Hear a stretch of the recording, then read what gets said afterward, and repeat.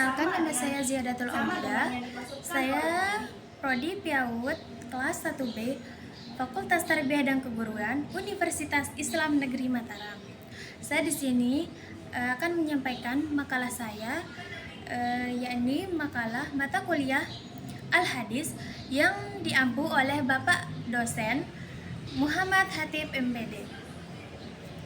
Saya di sini akan menyampaikan hadis yang ditinjau dari segi kuantitasnya.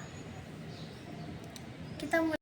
Hadis mutawatir dan hadis masyhur dan hadis ahad. Ada segolongan ulama usul yang menganut hadis masyhur dan menjadikan hadis tersebut berdiri sendiri dan tidak termasuk bagian dari hadis ahad. Sedangkan segolongan ulama lain yang mengikuti ulama usul dan ulama kalam, mereka membagi menjadi dua bagian, yakni hadis mutawatir dan hadis ahad.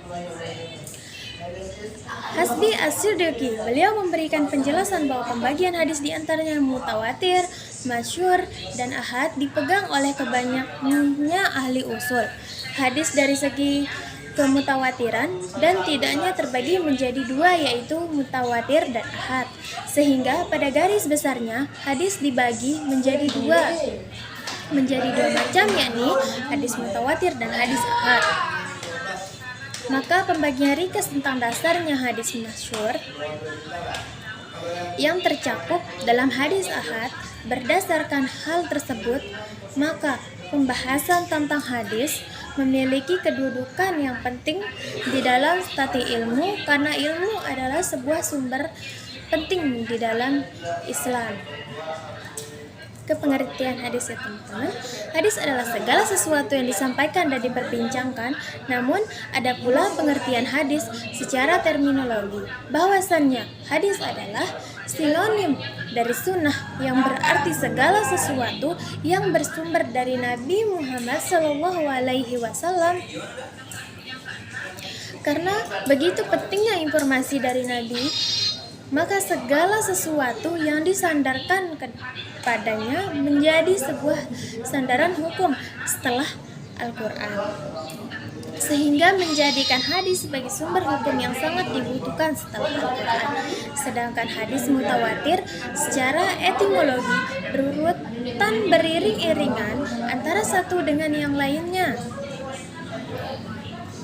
Syarat-syarat hadis mutawatir.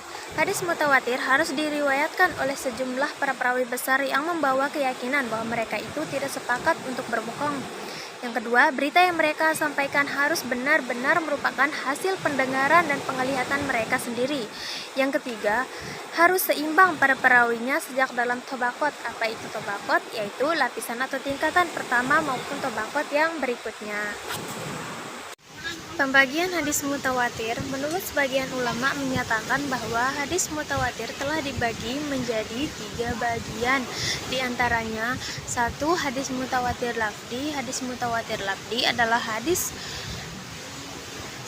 mutawatir yang tersusun redaksi yang sama persis menurut keterangan Abu Bakar Al-Bazzar.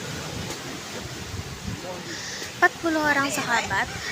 Bahkan menurut keterangan ulama lain, ada yang mengatakan 60 orang sahabat Rasulullah SAW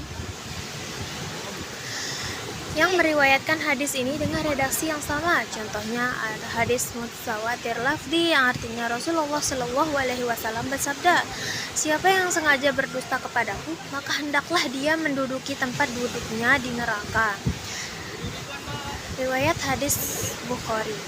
Yang kedua, hadis mutawatir maknawi.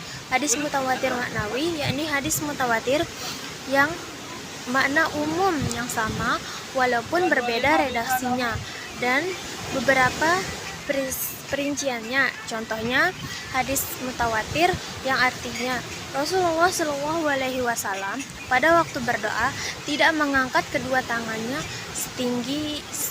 sehingga terlihat kedua ketiaknya yang putih, kecuali pada waktu berdoa mohon hujan. Yang ketiga, hadis mutawatir amali. Hadis mutawatir amali adalah hadis mutawatir yang menyangkut perbuatan Rasulullah Shallallahu Alaihi Wasallam yang disaksikan dan ditiru oleh orang banyak untuk kemudian juga dicontoh dan diperbuat tanpa perbedaan oleh orang banyak pada generasi-generasi berikutnya. Contohnya hadis-hadis Nabi tentang waktu salat dan jumlah rakaat, salat wajib, salat id, dan salat jenazah. Kedudukan hadis. Yang pertama, hadis mutawatir. Sumber ajaran Islam lebih tinggi dari kedudukan hadis ahad. Menolak hadis mutawatir sebagai ajaran Islam sama halnya dengan menolak kedudukan Nabi sebagai utusan Allah. Kedudukan hadis mutawatir sebagai ajaran Islam lebih tinggi dari kedudukan hadis ahad. Yang kedua, kedudukan hadis ahad sebagai ilmi nadlari, yaitu ilmu yang sebenarnya harus diuji melalui penelitian.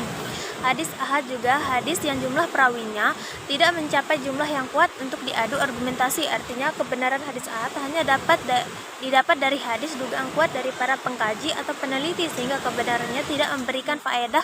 Atas dasar ini maka hukum hadis ahad adalah sahih, hasan, dan dhaif. Baiklah, sekian materi yang saya sampaikan. Kurang dan lebihnya saya mohon maaf. Wabillahi taufiq wal hidayah. Wassalamualaikum warahmatullahi wabarakatuh.